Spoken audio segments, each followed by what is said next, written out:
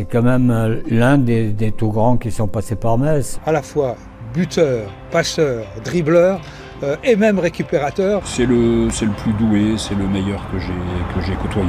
On a vite compris qu'on allait avoir du lourd, voire du très lourd. On voit tout de suite qu'il a des qualités techniques au-dessus de la majorité des joueurs.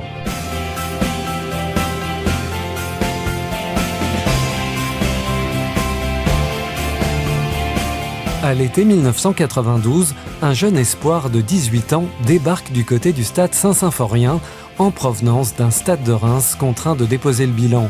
Le FC Metz ne le sait pas encore, mais le club grenat s'apprête à vivre les plus belles saisons de son histoire, porté par un futur champion du monde. La première fois que j'ai rencontré Robert, c'était sur un bord de terrain, d'ailleurs là où on jouait un match de la réserve. Un beau jeune homme, sympa, décontracté, très timide. On me l'a présenté comme le futur grand joueur. Alors j'ai dit à Robert, écoute, on te présente comme le meilleur joueur du coin, là. J'espère que tu le confirmeras. Et je serais trop content de te dire qu'effectivement tu es un grand joueur. Je pense qu'il avait 18-19 ans. Je l'ai vu à l'entraînement avec Philippe Nsmerger qui était responsable du centre de formation à ce moment-là.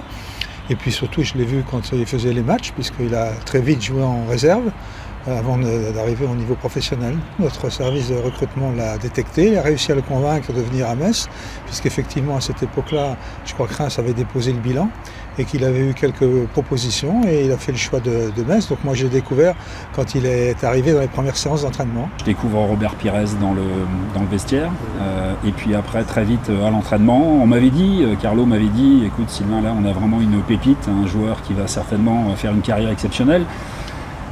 Quand on est un peu expérimenté, on a déjà entendu ce discours plein de fois et ça correspondait pas forcément à la vérité, mais là il faut dire que Carlo s'était pas trompé. Il venait de Reims qui avait déposé le bilan et on a récupéré un jeune prometteur. On savait pas du tout à quoi il pouvait ressembler et dès le premier entraînement avec les pros, on a vite compris qu'on allait avoir du lourd, voire du très lourd. Il était un peu comme nous tous, on arrivait jeune au centre de formation, donc on a appris aussi la vie à l'intérieur du groupe. Pour s'habituer à la vie réelle, il a eu quelques problèmes, il fallait notamment lui apprendre un peu comment faire à manger. Donc c'était des anecdotes assez marrantes de temps en temps, mais c'est beaucoup de qualités sur le terrain, il fallait lui apprendre beaucoup de choses en dehors du terrain. J'ai pu très très vite me rendre compte que c'était à la fois un garçon très, très heureux de vivre, très, très sympathique, très respectueux, et puis avec des qualités en effet exceptionnelles, puisque aux entraînements il faisait la différence, et donc très vite, après les premiers entraînements, je me suis en effet rendu compte qu'on avait là un coéquipier assez extraordinaire. Ce qui est sûr, c'est qu'un joueur qui arrive dans l'équipe professionnelle, en entraînement, tout de suite on voit ses capacités techniques, ses capacités d'adaptation. On a l'impression qu'il est dans le groupe depuis des dizaines et des dizaines de mois, et en fait il y a depuis quelques jours, mais il trouve tout de suite ses marques, ses relations avec ses partenaires, il n'a aucun problème de pression, de tension, donc il est libéré. On avait l'impression des fois qu'il était un peu lent, un peu pâteau, mais pour avoir couru derrière lui au footing, je peux vous dire que ça envoyait... J'ai eu la chance dans ma carrière de jouer avec quelqu'un comme Youri Djorkaeff, avec qui il a d'ailleurs remporté la Coupe du Monde. Je le mettrais dans la même catégorie de joueurs, des joueurs hors normes. J'ai eu la chance de jouer aussi avec un Mario Basler. C'est vraiment des joueurs qu'on voit qui sont au-dessus. En club ou en sélection, Robert Pires va enchaîner les trophées et les performances. Il quitte Metz en 1998, vice-champion de France derrière Lens, qui doit son titre à une meilleure différence de but. Robert Pires deviendra champion du monde avec l'équipe de France la même année, puis champion d'Europe 2 ans plus tard. L'ailier aux 14 buts en 79 sélections avec les Bleus remportera également 2 titres de champion d'Angleterre avec Arsenal en 2002 et 2004. En plus de l'athlète, en plus des joueurs qu'il était, c'est un grand monsieur, c'est un personnage qu'on ne peut pas oublier parce que c'est un garçon très attachant. Comme je disais toujours, c'est le gendre ou le fils que chacun d'entre nous on aurait pu souhaiter parce que c'est quelqu'un qui est ouvert, qui est disponible. Il m'a été donné de fréquenter ses parents tous les après-matchs, alors qu'il venait de Reims pour le voir, tous les après-matchs, je les invitais à dîner. Donc ça m'a permis, si vous voulez, de comprendre pourquoi Robert c'était quelqu'un d'ouvert, sympathique et disponible. En connaissant ses parents, je me suis dit que c'était un trait familial, ils étaient tous comme ça dans la famille. Il est toujours très charmant, disponible avec tout le monde, prêt à parler, pas de grosse tête, jamais de grosse tête.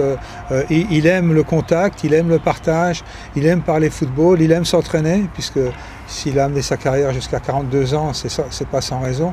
Donc je crois que c'est toutes ces qualités-là que lui ont enseigné ses parents, je pense, parce que des parents formidables, et qu'il a pu effectivement au fil de sa carrière démontrer. On connaît évidemment le joueur, mais après surtout l'homme, et c'était vraiment quelqu'un d'admirable, et il y est toujours, parce qu'on le voit de temps en temps. Il a son fils qui est au centre de formation, et puis on fait des matchs d'anciens de temps en temps, donc il a pas changé, il n'a pas pris la grosse tête, et ça c'est vraiment une qualité qu'on peut mettre en avant chez lui. Robert, c'est vraiment une crème en tant qu'humain, toujours gentil, au début de sa carrière peut-être même trop gentil, mais toujours souriant, toujours disponible aussi pour les gens, les supporters aussi.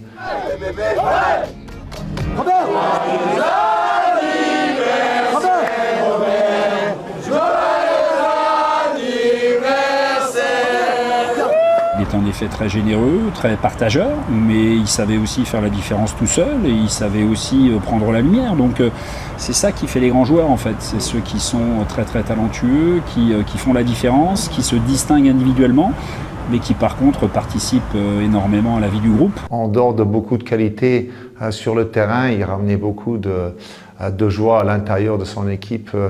Et pour lui, le football, ça a toujours été, et je pense que ça l'est encore, vraiment un plaisir. Je n'en ai pas côtoyé beaucoup de ce niveau-là. J'ai été un peu en équipe de France, 9 sélections, mais je pense vraiment que pour l'avoir côtoyé 4 ans en club, tous les jours, vraiment, oui, ça a été le meilleur avec lequel j'ai joué. En 2026, Robert Pires a décidé de faire un dernier cadeau au club qui a vu son talent se révéler. C'est au Stade Saint-Symphorien que le joueur a décidé d'organiser son jubilé 10 ans après avoir mis un terme à sa carrière. Objectivement, j'ai pas été étonné. J'ai pas été étonné dans la mesure où je connais son attachement à Metz football, à Metz la famille du FC Metz, à la ville de Metz. Je ne suis pas surpris parce que d'une part, il a débuté sa carrière à Metz, c'est Metz qui l'a lancé, il a gardé effectivement ici, comme on peut le faire chacun dans son domaine, des sentiments, une affection particulière pour le club, pour les gens, pour les dirigeants, pour certains joueurs. Donc il n'est pas étonnant effectivement, même s'il a fait des grands clubs après, Arsenal, Villarreal et d'autres, mais je pense que son affection est portée d'abord au FC Metz. Ce qui montre aussi l'attachement avec toute sa grande carrière qu'il a fait, avec les grands clubs qu'il a côtoyés, qu'il a quand même un attachement particulier au club qu'il a formé ou qui lui a terminé sa formation et qui lui a permis de rentrer et de devenir le footballeur et l'homme qu'il est au jour d'aujourd'hui. Je pense que c'est à juste titre qu'il veut rendre ça à la ville et au club. Donc c'est quelqu'un qui aurait pu choisir Arsenal.